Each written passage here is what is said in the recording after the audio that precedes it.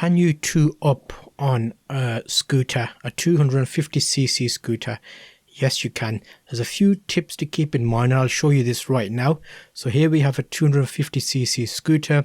It's a good size engine to be able to have two people up on it. This is dependent on the weight overall. Just keep in mind that your passenger needs to have the right safety equipment. So obviously the helmet, the gloves, jacket, all those kind of necessary things.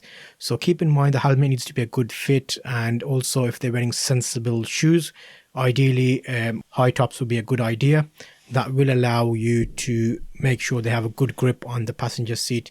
Few things you want to tell the passenger: make sure you let them know that you're going to be riding at a reasonable speed when you start off. If it's their first time, make sure you take it easy. You don't want to scare them from biking altogether.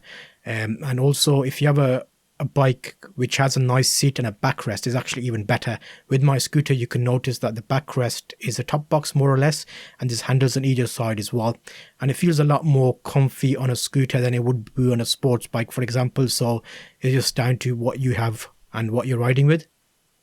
So once they're geared up, make sure you let them know how to mount and dismount the bike. So I've left it on the center stand. I'm explaining how to get on the bike here.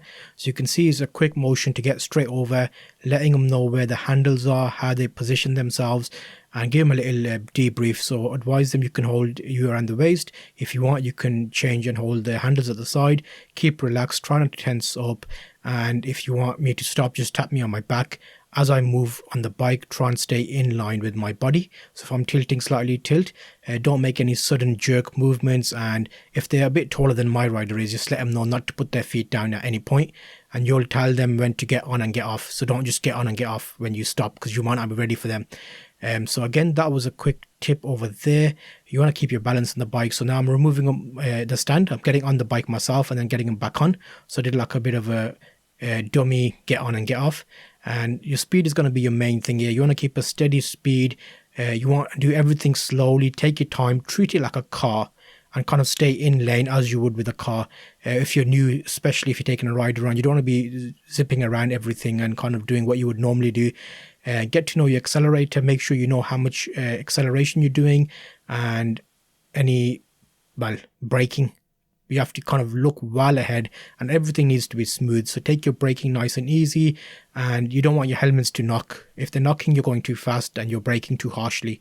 So take your time, and you can do it on a 250cc scooter. I've had a few people on the back of this, different weights and heights, and it's been perfectly fine. To be honest, I don't notice them on there. When you're riding nicely and smoothly, it's like as if you're riding yourself.